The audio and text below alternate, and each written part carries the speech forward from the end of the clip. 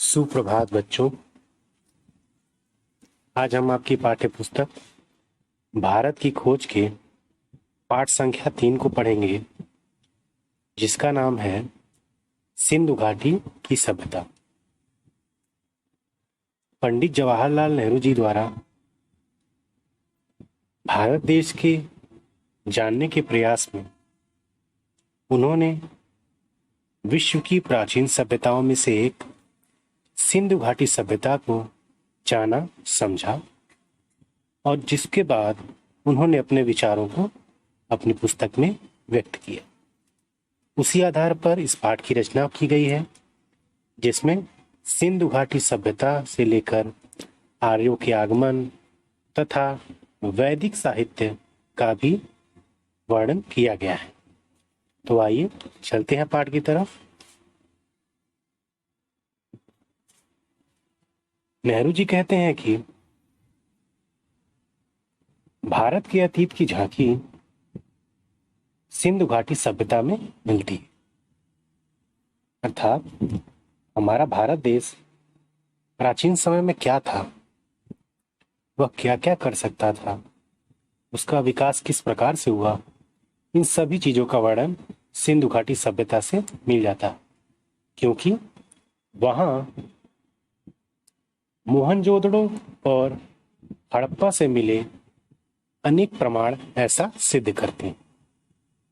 सिंधु घाटी सभ्यता की खोज कोई निर्धारित नहीं थी, यह अचानक होने वाली एक घटना थी, जिसमें हमें विश्व की प्राचीनतम सभ्यता की झलक मिली। और इस खोज से यह भी पता चलता है कि यह भारत में, उत्तर भारत में काफी दूर तक फैली हुई थी। इस सभ्यता में काफी शहर, काफी नगर बालू रेत के नीचे दबे पड़े। इसके अवशेषों से यह पता चलता है कि यह काफी विकसित सभ्यता रही होगी। यह सभ्यता पारस, मेसोपोटामिया तथा मिस्र की सभ्यताओं के साथ व्यापार करती थी। इस सभ्यता में धनी लोग भी थे और कतारबद्ध दुकानें थी। कतारबद्ध का अर्थ होता है पंक्तियों के रूप में दुकानें होती थीं, इस प्रकार आज के समय में होती हैं। उठा पटक के कई दौर गुजर गए। सिंधु घाटी सभ्यता और भारत की वर्तमान सभ्यता के बीच आंतरिक निरंतरता की एक ऐसी श्रृंखला चली आ रही है, जो हमें 6-7 हजार वर्ष पुराने उस भारत से जोड़ती। आज भी लगभग हमारे रहन सहन, पहनावे सिंधु घाटी सभ्यता के पहनावे, उनके सृजन से थोड़ा बहुत मेल खाते हैं।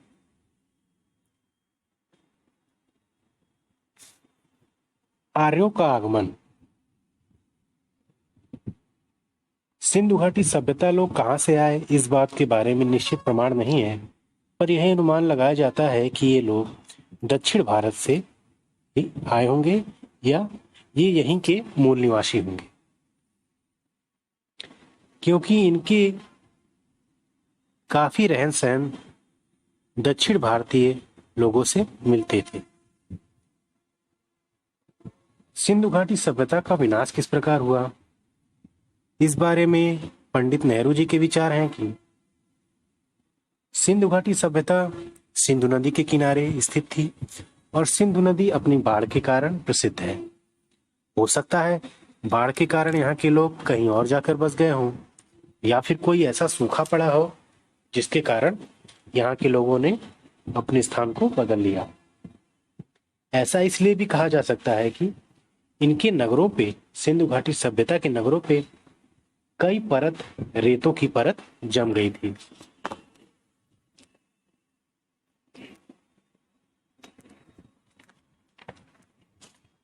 आगे कहते हैं कि सिंधु घाटी के बाद आने वाली सभ्यताएं अलग अलग प्रकार की थी।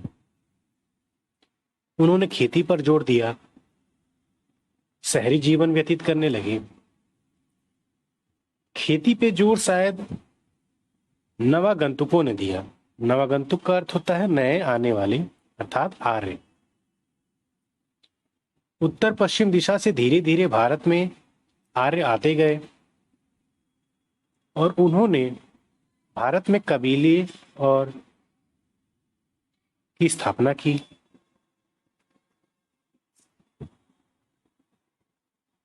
द्रविड़ जाति के लोगों से संपर्क साधने में वह निरंतर प्रयत्नशील रहे। द्रविड़ जाति अर्थात दक्षिण भारतीय लोगों से आर्यों ने संपर्क साधने का प्रयास किया और इस प्रकार उन दोनों की संस्कृतियों से मिलकर भारत की एक नई संस्कृति का विकास हुआ। प्राचीन अभिलेख, धर्म ग्रंथ और पुराण। सिंधु घाटी सभ्यता से पूर्व भारतीय संस्कृति का सबसे पुराना वेद ऋग्वेद माना जाता है, जो कि 1500 ईसा पूर्व माना जाता था। परंतु मोहनजोदड़ो की खुदाई के बाद यह धर्म ग्रंथ और अधिक पुराना माना जाने लगा है। मैक्स मूलर ने इसे आर्य मानव द्वारा कहा गया पहला शब्द माना है। अर्थात आर्यों ने जब भाषा का विकास किया तो सबसे पहले उन्होंने ऋग्वेद की रचना की, ऐसा मानना था मैक्स मूलर का। वेद। वेद शब्द की उत्पत्ति विद धातु से हुई है, जिसका अर्थ होता है जानना। इसलिए वेद शब्द का अर्थ होता है अपने समय के ज्ञान का संग्रह। उसमें न तो मूर्ति पूजा थी, खास बात यह है वैदिक युग में ना तो उसमें कोई मूर्ति पूजा थी, ना ही कोई देवी का मंदिर था। पहला वेद ऋग्वेद माना जाता है, जो मानव जाति की पहली पुस्तक मानी जाती है। इसमें मानव मन के आरंभिक उद्गार तथा प्रकृति सौंदर्य के प्रति अनुराग अर्थात प्रेम मिलता है। इसमें मानव द्वारा किए गए उत्तम साहसिक कारनामों का भी वर्णन मिलता है, जो उस समय या उससे पहले किए गए थे। यहीं से भारत ने एक ऐसी खोज आरंभ की जो अंतहीन थी और आज भी जारी है। पश्चिमी लेखक भारतीयों को परलोक परायण मानते हैं। परलोक परायण का अर्थ होता है अन्य लोक में विश्वास करने वाले, अर्थात रहते। पश्चिमी देश के लोगों का मानना था कि भारतीय रहते तो इसी लोक में है, इसी धरती पर, लेकिन उनका विश्वास किसी अन्य लोक में है। किंतु जवाहरलाल नेहरू जी कहते हैं कि मेरा मानना है कि ऐसा प्रत्येक देश के साथ होता है, क्योंकि गरीब और भाग्यहीन लोग जब तक क्रांतिकारी नहीं हो जाते तब तक एक सीमा तक परलोक में विश्वास करते हैं। अर्थात जब तक हम अपने हक के लिए लड़ते नहीं तब तक हम परलोक में विश्वास रखते। भारत की सभ्यता में जब जब बाहर आई तब तब लोगों ने जीवन में गहरा आनंद लिया। उसी समय कला, संगीत, साहित्य के साथ साथ चित्रकला, नृत्य और रंगमंच का विकास हुआ। कोई संस्कृति यदि बुनियादी तौर पर परलोकवादी होगी तो वह हजारों वर्ष तक टिकी नहीं रह सकती। जवाहरलाल नेहरू जी कहते हैं बुनियादी का अर्थ होता है आरंभिक। जवाहरलाल नेहरू जी कहते हैं कि यदि भारत देश की संस्कृति परलोक परायण होती, दूसरे लोक में विश्वास करने वाली होती, तो वह आज इतने समय तक टिकी नहीं रहती। संस्कृत की निरंतरता के विषय में बात करते हुए पंडित नेहरू जी ने लिखा है कि भारतीय संस्कृति आरंभ से ही ऐसी ही रही है, उसमें कोई बदलाव दृष्टिगत नहीं हुए। बाद में एक खास युग की सामाजिक व्यवस्था बनाते समय इसमें विशिष्टवाद और छुआछूत की प्रवृत्ति आरंभ कर दी गई। अर्थात ऋग्वैदिक काल में ये छुआछूत, जाति प्रथा की परंपराएं नहीं थी। बाद में ये सारी परंपराएं, रूढ़ियां विकसित हो गई और जब ये असहनीय हो गई तो इन प्रवृत्तियों को कम करने के लिए तथा देश के संरक्षण के लिए उपनिषदों की रचना की गई।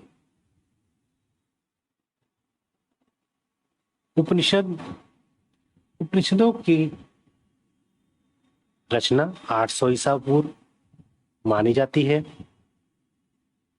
उपनिषदों के बारे में जानने से यह पता चलता है कि उसमें आर्यों ने जांचने परखने और चिंतन में जोर दिया।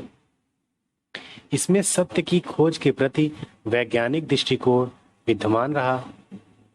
उपनिषद में आत्मबोध पर विशेष जोर दिया गया। उपनिषद का सामान्य झुकाव अद्वैतवाद की ओर था। इसके रचना काल में समाज में वैचारिक मतभेद और जादू टोनों का बोलबाला था।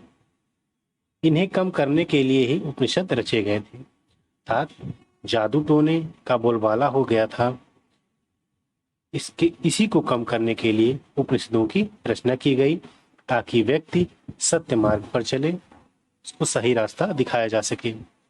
सच्चाई पर बल देना उपनिषदों की सबसे बड़ी विशेषता थी। अस्तो मा सद्गमय तमसो मा ज्योतिर्गमय, अर्थात असत्य से सत्य की ओर, अंधकार से प्रकाश की ओर। एक और मूल बात उपनिषदों के संदर्भ में कही जाती है कि चरैवेति चरैवेति, अर्थात चलते रहो चलते रहो। व्यक्तिवादी दर्शन के लाभ और हानियां। उपनिषद के ने बार बार इस विचार पर जोर दिया कि उन्नति करने के लिए स्वस्थ शरीर, स्वस्थ मन और स्वस्थ तन आवश्यक है, और उपलब्धियों की प्राप्ति संयम, त्याग और संवेदना से ही की जा सकती है। गांधी जी के नेतृत्व के समय हुए जन आंदोलन इसी विचार पर आधारित थे। भारत के आर्यों ने समाज को खंडित करने वाले झगड़ों से बचते हुए दूसरे लोगों के विश्वासों और जीवन शैलियों के प्रति सहनशीलता का भाव बनाए रखा। उन्होंने एक विशाल ढांचे के अंदर रहते हुए लोगों को अपनी पसंद का जीवन बिताने की छूट दी। उनके इस व्यक्तिवादी चिंतन का परिणाम यह हुआ कि समाज के प्रति कर्तव्यों की अनदेखी हो गई। प्रत्येक मनुष्य का जीवन व्यक्तिगत और स्वयं में बंधा हुआ था। उसमें न तो संपूर्ण समाज का कोई कल्पना थी और न ही उनके प्रति दायित्व बोध था। दायित्व बोध का अर्थ जिम्मेदारी की भावना। व्यक्ति समाज के साथ एकात्मकता महसूस करे, इसका कोई प्रयास नहीं किया गया। एकात्मकता मतलब एक होने का भाव,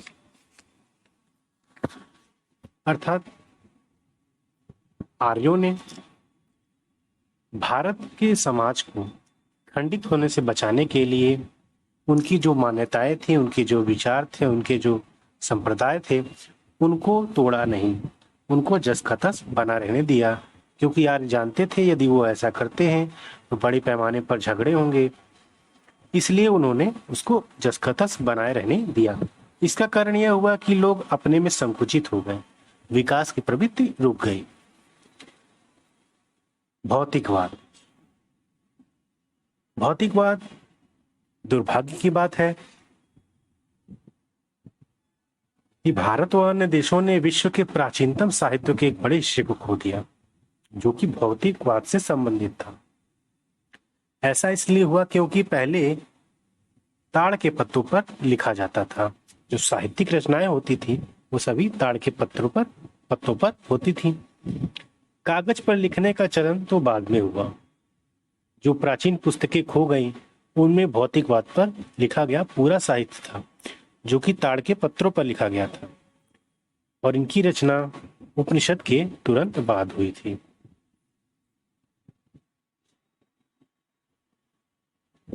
भारत में सदियों तक भौतिकवादी दर्शन का प्रचलन रहा, जिसके विषय में हमें ठोस प्रमाण अब नहीं मिल सकता। कौटिल्य का अर्थशास्त्र इसका एक उल्लेख भारत के एक दार्शनिक सिद्धांत के रूप में किया है। भौतिकवाद के साहित्य के समाप्त होने का कारण पुराणपंथी लोगों को माना जाता है। पुराणपंथी अर्थात पुराणों में विश्वास करने वाले रूढ़वादी लोगों को मध्य माना जाता है कि उन्होंने शायद इसको जला दिया या नष्ट कर दिया। भौतिकवादियों ने ऐसा उन्होंने इसलिए किया क्योंकि भौतिकवादियों ने जादू टोने और अंधविश्वास की कठोर निंदा की थी। वे अपने आप को अतीत की जंजीरों से मुक्त करना चाहते थे। उनका मानना था जो भी है आज है, जो हमारे सामने है वही सत्य है। पहले क्या हुआ, प्राचीन समय में क्या हुआ, उससे हमें कोई मतलब नहीं, क्योंकि जो हमारे पास है वही सत्य है। भौतिकवादी लोग स्वर्ग, नरक तथा आत्मा में भी विश्वास नहीं रखते थे। महाकाव्य, इतिहास, परंपरा और मिथा। प्राचीन भारत के दो महाकाव्य रामायण और महाभारत को पूर्णता प्राप्त करने में अनेकों साल, अनेकों वर्ष लग गए, सदियां लग गई। बाद में उसमें कुछ प्रसंग विद्वानों ने अपनी तरफ से भी जोड़ा, क्योंकि ये ताड़ के पत्तों पर लिखा जाते थे, तो इनमें से काफी पत्र खो गए थे।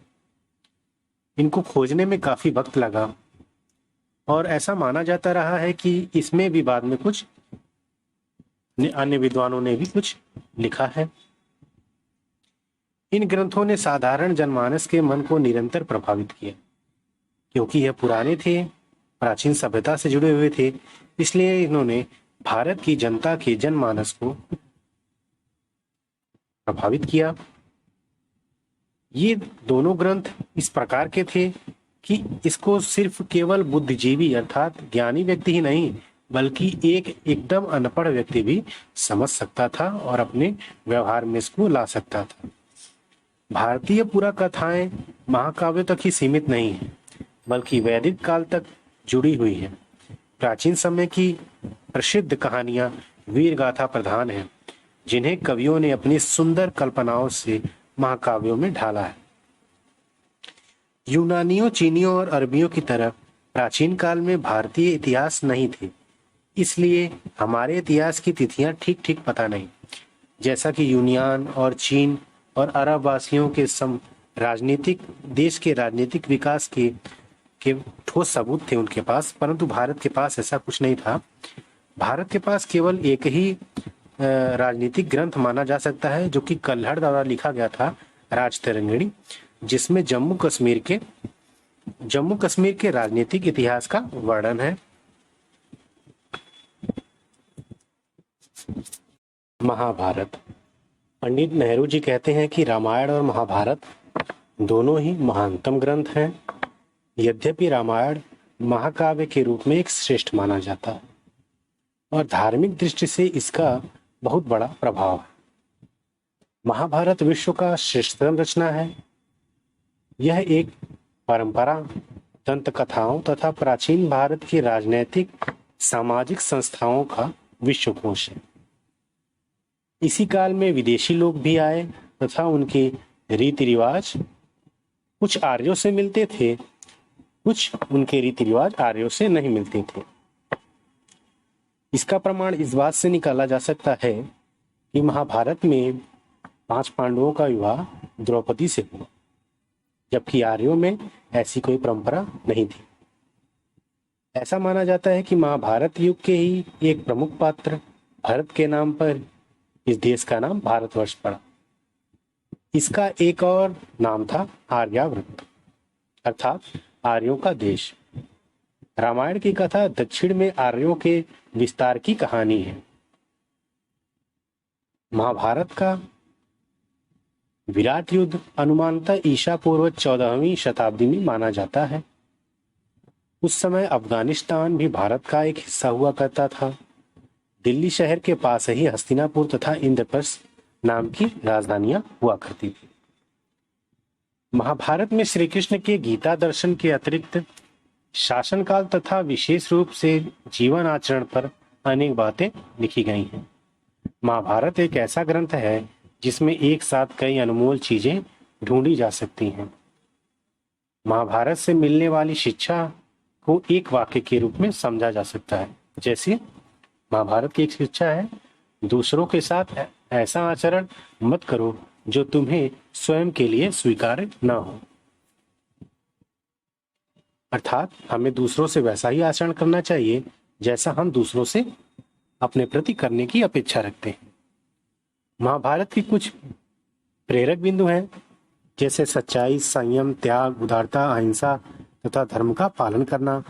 जो बात लोकहित में नहीं है, जिसे करते समय लज्जा महसूस हो, वह कार्य नहीं करना चाहिए। धर्म का स्थान जीवन और अमरत्व से बढ़कर है। सच्चे आनंद के लिए दुख भोगना पड़ता है। धन के पीछे नहीं दौड़ना चाहिए, क्योंकि रेशम का कीड़ा भी अपने धन के बोझ से ही मरता है। विकास के लिए असंतोष आवश्यक है। आगे भगवत गीता। भगवत गीता महाभारत का ही एक भाग है, जिसमें 700 श्लोक हैं। इसकी रचना बौद्ध काल से पूर्व मानी जाती है। यह भारत देश में अत्यधिक लोकप्रिय है। इसके प्रति लोग श्रद्धा का भाव रखते हैं और इसका आश्रय प्राप्त करते हैं। भगवत गीता का आरंभ महाभारत के युद्ध में जब अर्जुन और श्री कृष्ण के बीच हुए वार्तालाप से संबंधित है। जब अर्जुन अपने सगे संबंधियों से युद्ध करने से संकोच करने लगे, पीछे हटने लगे, तब श्री कृष्ण द्वारा दिया गया ज्ञान ही भगवत गीता कहलाए। यह कोई धर्म से जोड़ा जाने वाला ग्रंथ नहीं है। इसमें यह सांप्रदायिक भी नहीं है। इसमें ऐसे विचार दिए गए हैं जो सभी धर्मों के लोगों के लिए सही रास्ते पे चलने का कार्य करेंगे। इसीलिए भगवत गीता का हमारे समाज में एक विशेष और श्रेष्ठ स्थान है। प्राचीन भारत में जीवन और कर्म। बुद्ध से पहले के प्राचीन भारत का वर्णन हमें जातक कथाओं से मिलता है। जातक कथाओं का अर्थ होता है बुद्ध के जन्म से संबंधित कथाओं से।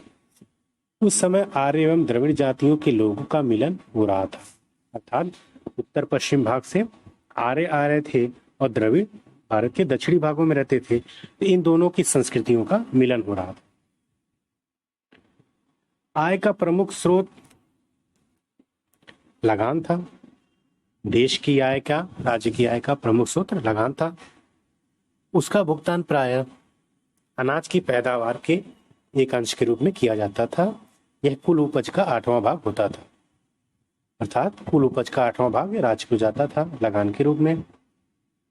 यह सभ्यता मुख्य रूप से कृषि पर केंद्रित थी, परंतु इस काल में विकास के साथ साथ दस्तकारी से जुड़े लोगों की अलग अलग बस्तियां और गांव स्थापित हुए। जैसे लोहार और बढ़ई का काम करने वाले लोगों के गांव, खास पेशा करने वाले लोगों के गांव। इस प्रकार व्यवसाय के आधार पर लोगों के गांव बट गए थे।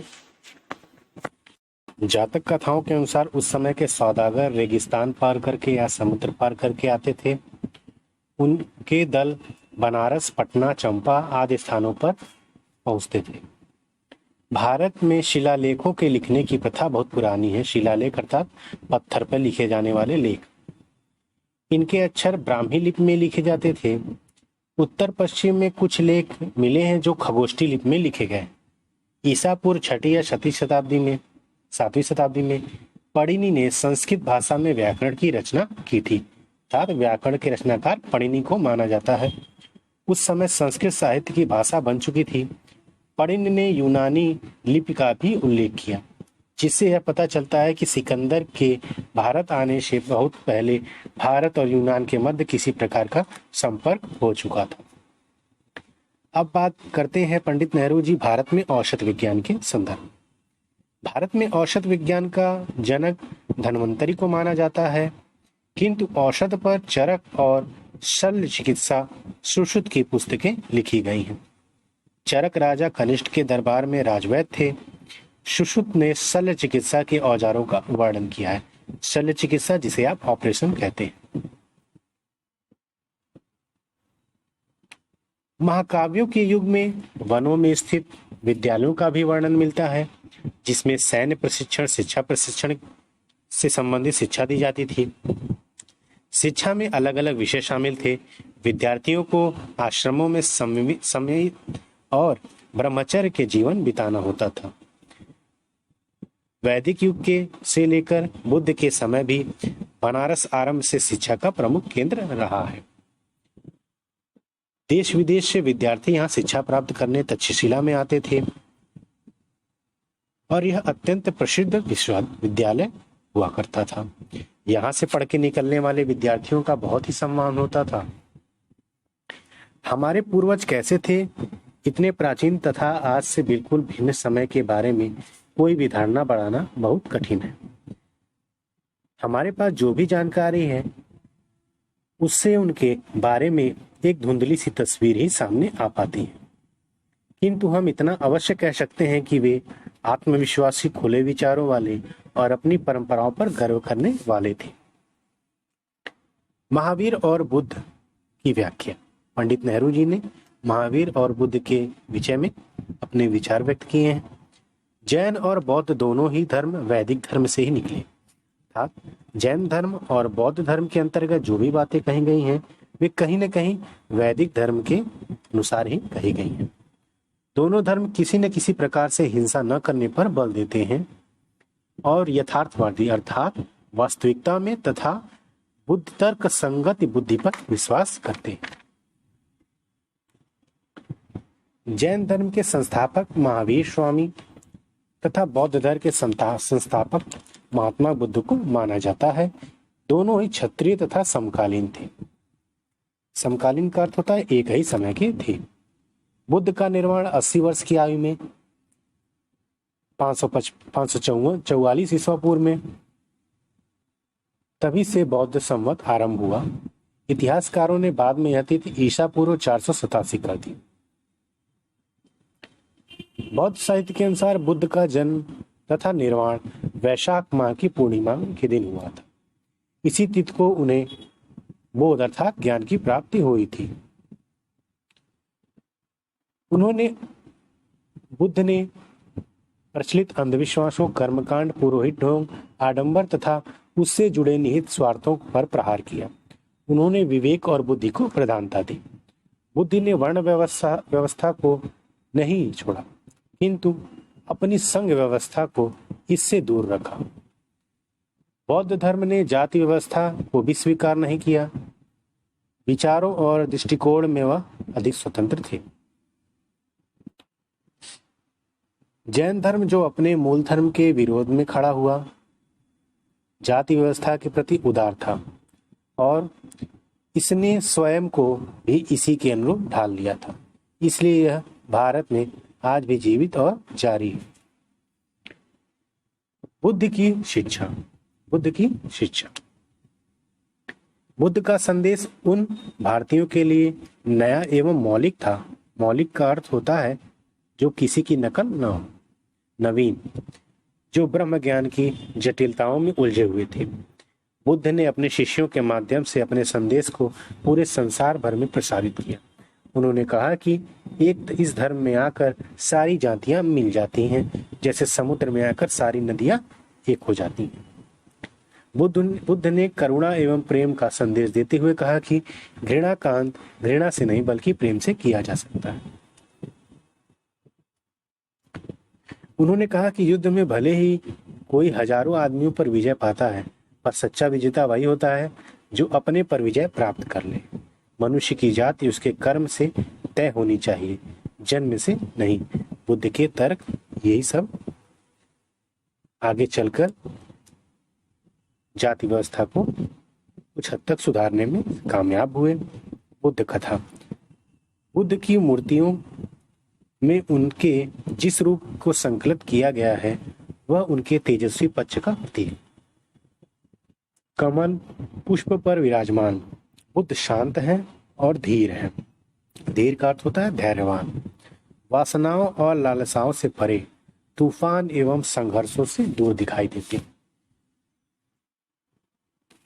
बुद्ध का संदेश आज भी हमारे कानों में गूंजता रहा है कि हमें संघर्षों से नहीं घबराना चाहिए, बल्कि शांत और चित्त से उसका सामना करना चाहिए। आगे पंडित नेहरू जी चंद्रगुप्त और चाणक्य के साम्राज्य के बारे में बात करते हुए लिखते हैं कि भारत में बौद्ध धर्म के प्रचार की गति धीमी हो रही थी। अब बौद्ध धर्म अपने पतन की ओर बढ़ रहा था। ऐसे समय में चंद्रगुप्त मौर्य और उसके मित्र, मंत्री और सलाहकार चाणक्य का उदय हुआ। इन दोनों का मेल बहुत कारगर सिद्ध हुआ।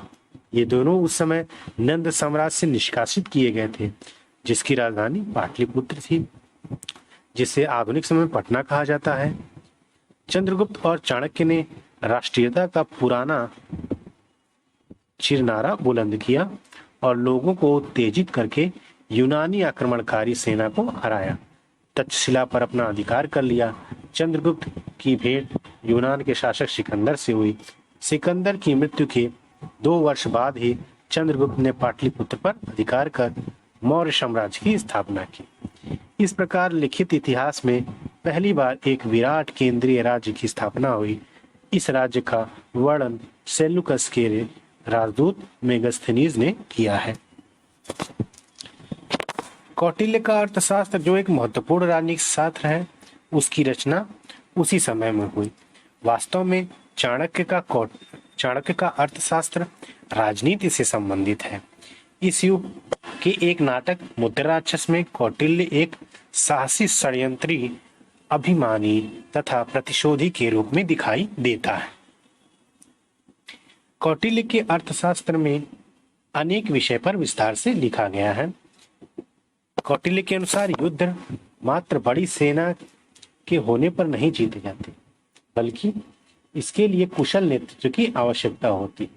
कौटिल्य के अर्थशास्त्र में व्यापार, कानून, नगर व्यवस्था, विवाह, तलाक, स्त्रियों के अधिकार, कर लगाना, कृषि कारखानों को चलाना, बागवानी, उद्योग, जनगणना आदि मान्यताओं पर विशेष टिप्पणियां की गई हैं। कौटिल्य के अर्थशास्त्र में इस विषय पर बल दिया जाता है कि राजा प्रजा का सेवक होता है, उसका सुख प्रजा का सुख होता है, वह वही कार्य करेगा जो प्रजा को अच्छे लगे। यदि राजा अनीति करता है तो प्रजा को अधिकार है कि वह उसे सत्ता से हटाकर किसी अन्य को सत्ता के पद पर बैठा दे। अंत में पंडित नेहरू जी महान सम्राट अशोक के विषय में बात करते हुए लिखते हैं कि 273 ईसा पूर्व में सम्राट अशोक मौर्य साम्राज्य का उत्तराधिकारी बना था। इससे पहले वह पश्चिम उत्तर प्रांत का शासक रह चुका था, जिसकी राजधानी तक्षशिला थी। अशोक के साम्राज्य में भारत का बहुत बड़ा भाग आ चुका था। उसने अनेक राज्यों को जीत लिया था और उसका विस्तार मध्य एशिया तक हो गया था। संपूर्ण भारत पर एक छत्र राज करने की इच्छा के कारण अशोक ने पूर्वी तट के कलिंग प्रदेश को जीतने के लिए आक्रमण कर दिया। कलिंग युद्ध में अशोक की जीत तो हुई, परंतु युद्ध में हुए भयंकर नरसंहार के वजह से अशोक का हृदय दुखी हो गया। वह युद्ध से विरक्त हो गया। विरक्त का अर्थ होता है मन अलग हो जाना, उलट जाना। अशोक ने बौद्ध धर्म अपना लिया और अहिंसा का पुजारी हो गया। उसका मन धर्म और कर्तव्य पालन में लगने लगा। इस अद्भुत शासक को आज भी भारत और एशिया के अन्य दूसरे देशों में प्रेम से याद किया जाता है। अशोक ने स्वयं को महात्मा बुद्ध की शिक्षा के प्रचार, नेकी, सद्भाव कामों में समर्पित कर दिया। मूर्ति तथा स्थापत्य कला में अशोक की गहन रुचि थी। 41 वर्ष शासन करने में बाद ईसा पूर्व 232 में अशोक की मृत्यु हो गई। भारतीय इतिहास में अशोक का नाम आज भी सितारों के रूप चमकता है। वोल्गा से लेकर जापान तक आज भी इस महान शासक का नाम आदर से लिया जाता है।